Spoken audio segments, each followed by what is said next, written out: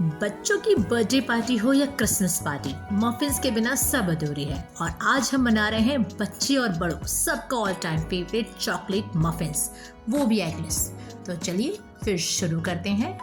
इसके लिए मैंने लिया है अप्रॉक्स 150 ग्राम मैदा, 70 gram powder sugar, 30 gram refined oil, cupcake premix approx 15 gram और कोकोआ पाउडर अप्रॉक्स 10 ग्राम। और इसके साथ में मैंने लिया है अप्रॉक्स 200 ग्राम नॉर्मल रूम टेम्परेचर मिल्क। तो सबसे पहले हम एक बड़ा बर्तन लेंगे, उसमें वो हमारा मैदा अप्रॉक्स 150 ग्राम जो है वो डाल देंगे और साथ में डालेंगे उसमें पाउडर शुगर। इन दोनों को अच्छे से मिक्स कर लीजिए। और अब हम डालेंगे इसमें हमारा कोकोआ पाउडर। कोकोआ पाउडर के बाद अब हम इसमें डालेंगे हमारा प्रीमिक्स, कपकेक प्रीमिक्स, जो कि है अप्रॉक्स 15 ग्राम। ये हमारे केक को फुलाने में, उसे फॉर्मेट देने में और कलर देने में बहुत हेल्पफुल रहता है। अब हमारा पूरा पाउडर तैयार हो चुका है। अब हम इसमें डालेंगे approx half tea spoon baking powder, 1/4 teaspoon baking soda और इस बैटर को अच्छे से मिक्स कर लेंगे।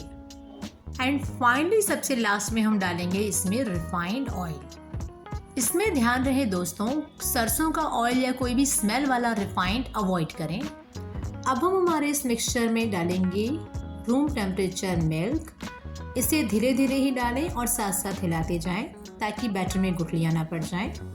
ये देखिए मैंने पूरा डाल दिया है और मेरी बैटर में जो है गुठलियाँ भी नहीं पड़ी हैं। इसका सिर्फ एक ही तरीका होता है कि आप इसे थोड़ी थोड़ी क्वांटिटी में ही डालें। एक साथ डालने पर इसमें लम्स बनने की ज़्यादा चांसेस होते हैं और फिर उसे रिमूव करने में और ज़्यादा मेहनत लगती है।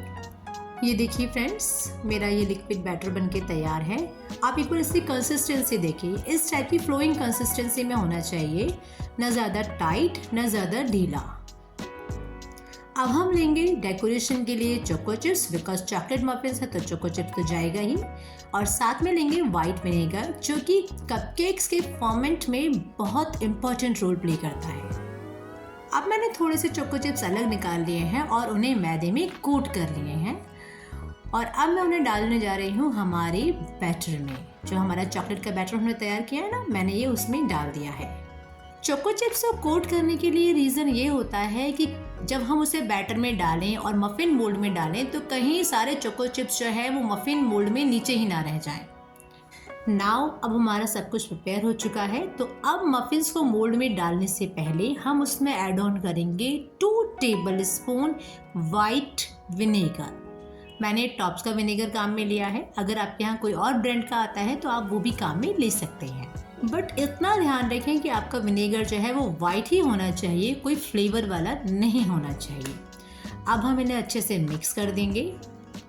नाउ फाइनली हमारा पूरा मटेरियल रेडी है मफ़िन मोल्ड में जाने के लिए। तो चलिए अब हम इनको 1 बाय 1 सब मफ़िन मोल्ड्स में डालना शुरू करते हैं। ये देखिए, बट आप इतना ध्यान रखिएगा कि आपका मफ़िन मोल्ड आप पूरा मत भरिएगा, आधी से ज़्यादा और ऊपर से थोड़ा सा कम। अदरवाइज आपका जो मफ़िन है वो फूल के बाहर आ जाएगा या वो दिखने में अच्छा नहीं लगेगा। तो इस चीज़ का आप प्लीज़ ध्यान रखिएगा। ये देखिए मैंने सारा बैटर जो है अपने मफ़िन मोल्ड्स में डाल दिया है। और अब फाइनल टाइम है फॉर द डेकोरेशन। तो मेरे पास चोको चिप्स है, मैंने उनका जो है ऊपर डेकोरेशन कर दिया है, बिकॉज जब वो बेक होगा और जो फर्मेंटेशन के साथ में चोको चिप्स का ऊपर से लुक आता है, दैट लुक्स अमेजिंग। तो now it's time for baking. तो मैंने अपने OTG को 180 डिग्री पे प्री हीट कर लिया है 10 मिनट्स के लिए। ध्यान रखिए फ्रेंड्स, जब भी आप कोई बेकिंग करते हैं तो आपका OTG या माइक्रोवेव जो भी आप काम में ले रहे हैं उसे प्री हीट करना ना भूलें। अब मैंने अपना मफ़िन मोल्ड जो है बेक होने के लिए OTG में डाल दिया है और देखिए 10 मिनट बाद ही कितना अच्छा फर्मेंटेशन आ गया है। हमारे चोको चिप्स मफ़िन्स कितने अच्छे फूल चुके हैं। ये देखिए फ्रेंड्स, ये बिल्कुल रेडी हो गए हैं। इसे मैं आपको चेक करके भी बताती हूँ। इसके लिए आप एक टूथपिक ले लीजिए और उसको मफ़िन में डाल के देखिए। अगर उसमें बैटर चिपक रहा है तो स्टिल आपका जो मफ़िन है वो कच्चा है। बट अगर आपकी टूथपिक, ये देखिए मैं डाल के दिखा रही हूँ आपको दोबारा से, अगर ये बिल्कुल क्लीन निकल कर आ जाती है तो आपकी मफ़िन जो है अच्छे से बेक हो चुके हैं। देखिए मेरी टूथपिक कितनी क्लीन निकल कर आई है।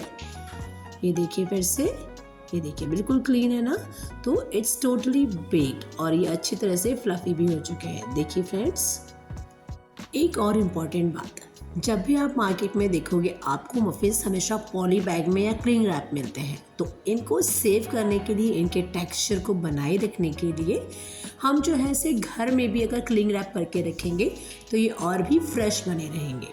तो देखिए मैंने क्लिंग रैप लिया है और इस तरह से हम उसे खोल लेंगे, उसमें 2 मफिन्स सेट करेंगे और इसको जो है हम दोनों मफिन्स को अच्छे से क्लिंग रैप कर देंगे।